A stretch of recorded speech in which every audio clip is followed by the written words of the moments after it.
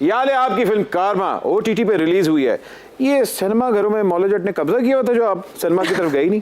नहीं, सिनेमा की तरफ गए थे हम लोग। इनफैक्ट जब हम सिनेमा घर की तरफ गए थे उस वक्त कोई फिल्म नहीं लगी हुई थी, तो 1.5 महीना हमारी फिल्म लगी रही है।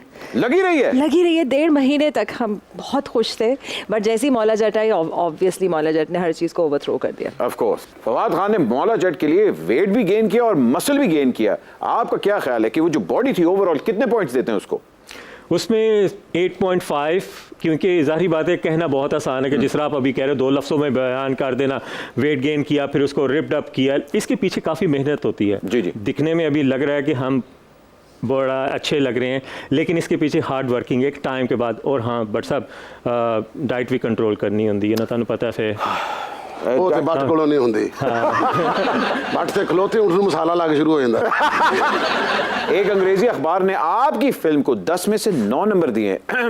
जूरी में कहीं आपके हस्बैंड, मेरा मतलब है भाई तो नहीं शामिल थे वहाँ? नहीं, मुझे तो पता ही नहीं था ये।